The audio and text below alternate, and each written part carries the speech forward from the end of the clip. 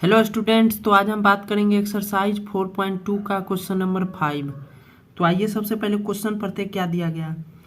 The altitude of right triangle is 7 centimetre less than its base if the hypotenuse is 13 centimetre, find the other two side. तो हमारा question कह रहा है क्या कि कोई राइट ट्रायंगल है, उसका एल्टीट्यूड है जो बेस से 7 कम है। देख रहे हैं यहाँ लिखा हुआ है कि altitude of right triangle is 7 centimetre less than its base if the hypotenuse is 13 centimetre. उसका हाइपोटेन्यूज है सो 13 सेंटीमीटर है। कह रहा है कि find the other two side, तो और दूसरा साइड दोनों निकालना है। तो हम सबसे पहले इसमें लेट कर लेंगे क्या, बेस को हमको मानना पड़ेगा क्योंकि बेस इसमें दिया नहीं गया है। तो बेस को हम x लेट कर लेते हैं, मतलब बेस को हम x मान लेते हैं, ठीक है। एल्टीट्यूड हमारा दिया गया है, एल्टीट्यूड हमारा क्या है 7 centimetre less than its base. मतलब बेस जो है, बेस हमारा x माने हैं, तो बेस से हमारा 7 कम, मतलब -7, मतलब 7 कम है, ठीक है। एल्टीट्यूड देख रहे 7 centimetre less than its base, मतलब बेस से 7 सेंटीमीटर कम है। उसके बाद हमारा हाइपोटेन्यूज दिया गया 13 सेंटीमीटर, तो हाइपोटेन्यूज इक्वल टू 13 सेंटीमीटर। तो हमारा राइट ट्रायंगल का सॉल्यूशन करना है, तो इसमें हमारा यूज हो जाएगा आपको पाइथागोरस थ्योरम। तो हम यूजिंग पाइथागोरस थ्योरम। तो पाइथागोरस थ्योरम हमारा क्या कहता है कि बेस का स्क्वायर प्लस एल्टीट्यूड, मतलब हाइट होता है, हाइट को ही एल्टीट्यूड कहते हैं, एल्टीट्यूड को ही हाइट कहते हैं, दोनों नाम आप बोल सकते हैं।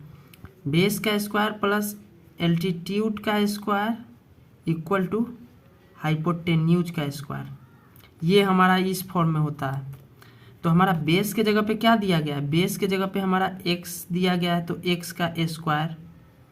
एल्टीट्यूड के जगह पे हमारा क्या दिया गया है x -7, तो x -7 लिख लेंगे, इसका क्या है स्क्वायर है, इक्वल टू हाइपोटेन्यूज क्या दिया गया है 13 दिया गया है, इसका क्या है स्क्वायर है, ठीक है। अब इसको सॉल्व करते हैं, ये x square as it is लिख देंगे। ये हमारा क्या है x -7, ये हमारा है a माइनस बी का होल स्क्वायर पे, तो ये क्या होता है a square plus b square minus 2ab। तो इस फॉर्म में हम इसको सिंप्लीफाई करते हैं, तो पहले हो जाएगा a स्क्वायर, a के जगह पे x है तो x का square plus b square, b के जगह पे हमारा क्या है 7 है, तो 7 का स्क्वायर माइनस 2ab, ए के जगह पे हमारा क्या है x है, बी के जगह पे हमारा क्या है 7 है, इक्वल टू 13 का स्क्वायर हमारा क्या होता है 169। उसके बाद देखिए अब इसको सिंप्लीफाई करते हैं, तो देखिए हम इसको सिंप्लीफाई करते हैं, ये हमारा एज इट इज एक्स, देखिए यहाँ पे करना क्या है एक्स स्क्वायर और एक एक्स स्क्वायर, मतलब 2x स्क्वायर है, तो इसको हम जोड़ेंगे तो क्या हो जाएगा 2x स्क्वायर हो जाएगा, प्लस 7 का स्क्वायर क्या होता है 49। उसके बाद देखिए 7, जैसे देखिए 2 को हम x से मल्टीप्लाई करेंगे और 7 से भी मल्टीप्लाई करेंगे, तो क्या हो जाएगा, तो 7 इंटू 2 हो जाएगा आपको 14 into x minus 14x equal to 169। अब इस 169 को बराबर के इस साइड ले आइएगा तो साइन चेंज हो जाएगा। 2x², देखिए इसको अब लाइन वाइज लिख लेते हैं, -14x लिख लेते हैं, फिर +49, ये इधर आ जाएगा बराबर के इस साइड, तो आपको -169 हो जाएगा = 0। देखिए ये दोनों term as it is 2x² -14x।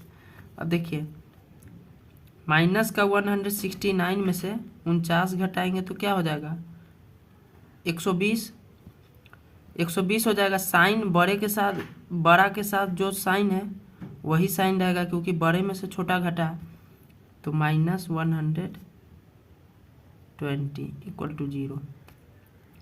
अब देखिए ये तीनों में से हम क्या कॉमन कर सकते हैं, इसको छोटा करने के लिए 2 कॉमन कर सकते हैं, क्योंकि 2 का फैक्टर इसमें भी है और इसमें भी है, तो 2 कॉमन ले लिए। तो 2 कॉमन ले लिए तो इधर क्या बचा, 2 कॉमन ले लिए तो हमको बचा इधर x²। इसमें से 2 से 14 कितने बार में कटेगा, 7 बार में, तो 7x। ये कितने बार में डिवाइड हो जाएगा, 60 बार में, = 0। अब देखिए ये 2 बराबर के इस साइड भेज देंगे तो ये हमारा 2 कैंसिल हो जाएगा। तो अब हम सीधा ये एक्सप्रेशन लिखेंगे,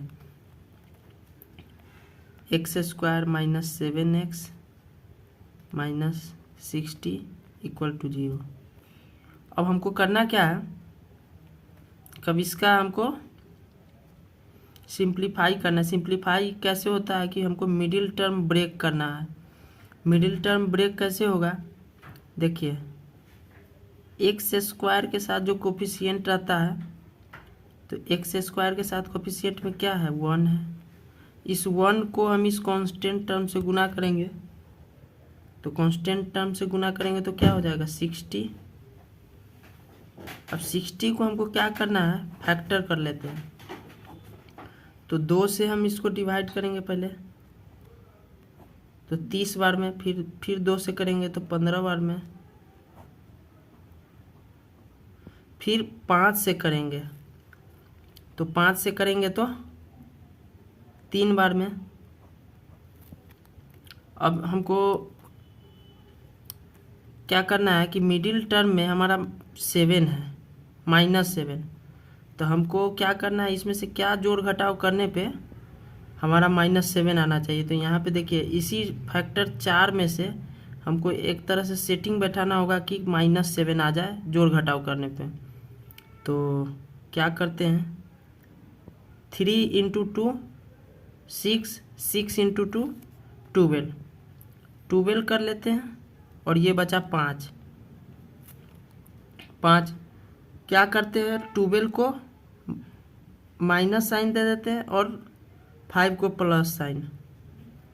तो -12 में से 5 जाएगा तो क्या हो जाएगा -7। तो 2 हमारा फैक्टर मिल गया, और इसको गुना करेंगे तो 12 × 5 = 60 भी आ जा रहा है, और माइनस में है तो -12 के साथ है। इसको एज इट इज लिख दीजिए x²। अब -7x के जगह पे लिख दीजिए -12x + 5x, उसके बाद ये टर्म लिख दीजिए -60 = 0।